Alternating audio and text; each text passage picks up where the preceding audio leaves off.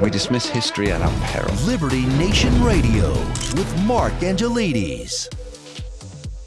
Welcome back to Liberty Nation Radio, heard coast to coast on the Radio America Network. I remain your host, Mark Angelides, and we have with us Liberty Nation's economics guru, Andrew Moran, to discuss all of the wonderful economic promises that could be fulfilled or not by newly minted President Donald Trump. Andrew Moran, thanks for being with us. Thank you for having me. I haven't been on your show since the Biden administration. That joke never gets old. Okay, although it probably will in a few months. So let's delve into. Trump's promised a lot in terms of the economy and energy, and it's specifically energy that I want to discuss today. Now, I've got a short clip that I'd like you to listen to here, Andrew. I'll just play that. The inflation crisis was caused by massive overspending and escalating energy prices. And that is why today I will also declare a national energy emergency. We will drill, baby, drill.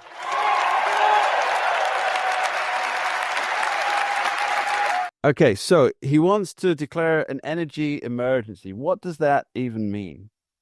So pretty much what it does is just that it enables the government to potentially boost oil output. So, it will expedite the permitting process. It will allow for more drilling, particularly in Alaska, which one of the executive orders that he signed on Inauguration Day, that's what it achieves. And, it's going to roll back some of these environmental protections that were put in by the previous administration. So all it is just that the government wants to it's this whole drill, baby, drill concept, as he alluded to in his speech. Okay, so by essentially unilaterally rolling back the limits that have been in place, presumably that means that oil exploitation, and of course, I think that would also include LNG, natural gas. Yeah, it does. Yeah, and that in that Alaska executive order, he specifically mentions liquefied natural gas and employing more measures to exploit the LNG and to build pipelines and to construct more of the infrastructure that Alaska has when it comes to both crude oil and natural or LNG. So the question is Alaska vastly underutilized? Is this like a secret gold mine? I mean, obviously Alaska's history as a secret gold mine. Yeah, absolutely. It has a vast wealth of natural resources beyond crude oil and natural gas. The federal lands thing, which Doug Burgum is going to be in charge of, 2/3 of the federal lands that the U.S. government controls is in Alaska, and it's mainly because of the environment surrounding it. I mean, the previous administration, they really concentrated on protecting the wildlife there, and whenever there's oil or any proposal of energy activity in that state, there's always these environmental based lawsuits that occur in that area of the country.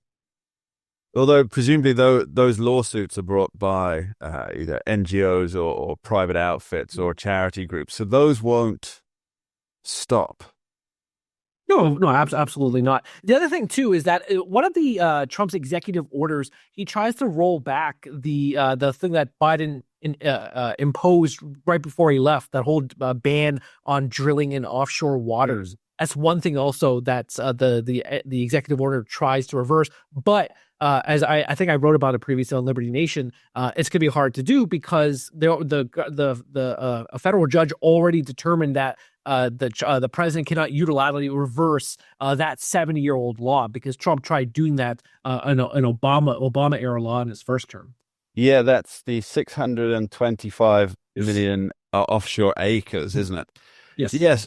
So essentially, I think it seems that what Trump's trying to do is essentially get it back to 2020 in terms of the energy production, retention, and exports. Because in the last year of Trump's first term, there were several months where the United States was energy independent.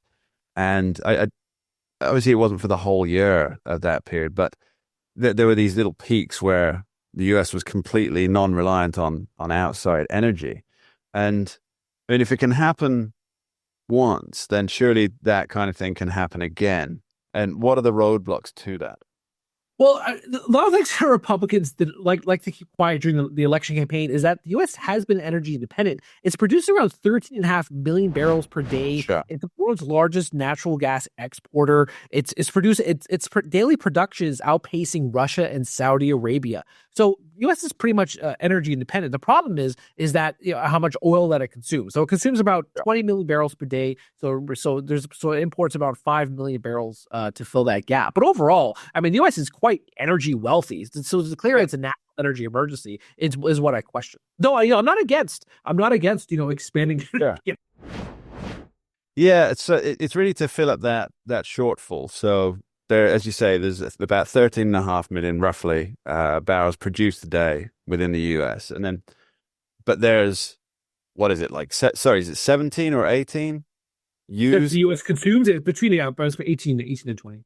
18 to 20 that it consumes each day. So there's a shortfall to be made up, and I think it's. I'm not sure I can see how two things can be achieved there completely. One is to refill the strategic petroleum reserves to where it was before, which is like 700 million barrels. Is that? That's the maximum capacity. Yeah. It was around 650 before Biden started. And at the same time, to achieve energy independence, because you need to up output. But then if you're upping output to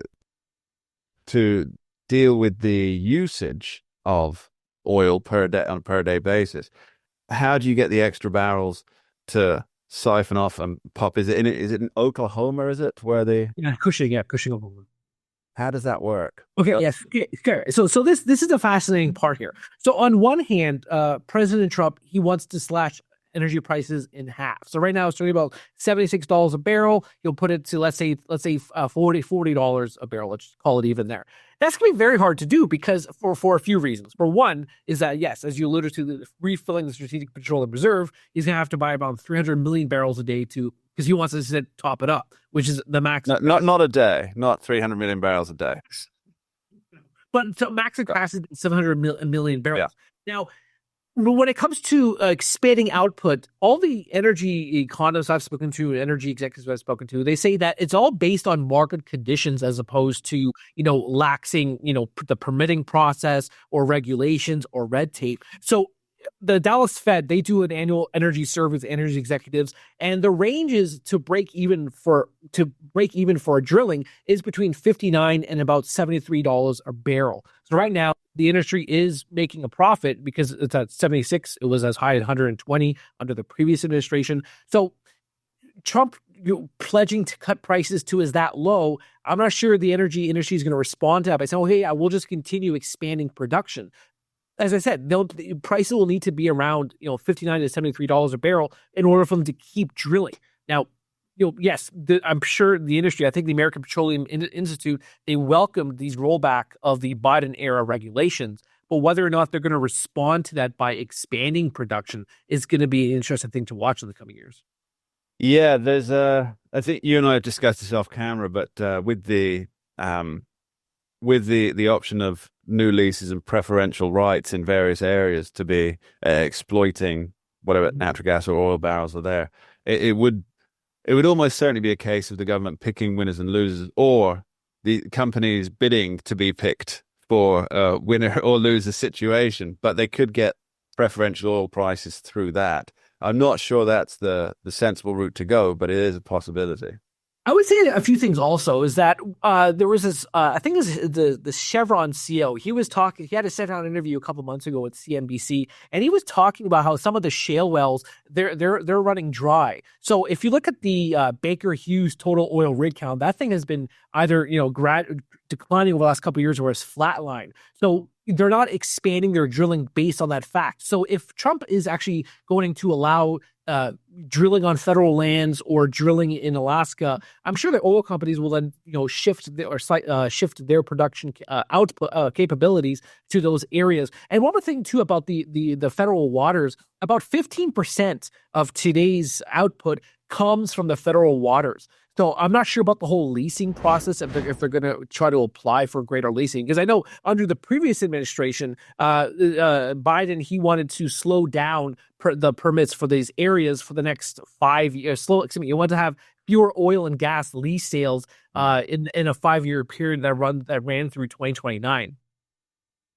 Andrew Moran, this is going to be the most fascinating graph to watch over the next 4 years. Thanks for being here. Thank you. I'll watch EIA.gov. And that's all we have time for on this week's edition of Live to Nation Radio, heard coast to coast on the Radio America Network. I've been your host, Mark Angelides. I'd like to thank our guests today, Tim Donner, Dave Patterson, and Andrew Moran. And of course, thank you, the listeners at home, for taking the time to tune in and join us. And please remember, LibertyNation.com does not endorse candidates, campaigns, or legislation. And this presentation is no endorsement. Thanks for being here. We dismiss history at our peril. Liberty Nation Radio with Mark Angelides.